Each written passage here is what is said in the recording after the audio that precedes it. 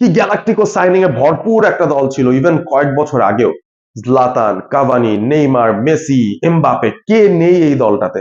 একের পর এক গ্যালাক্টিকো সাইনিং করে পিএসজি যখন চেষ্টা চালিয়ে যাচ্ছিল নাসের আল খেলাইফির আন্ডারে, এই দলটা এখনো পর্যন্ত চ্যাম্পিয়ন্স লিগের শিরোপাটা ঘরে তুলতে পারেনি।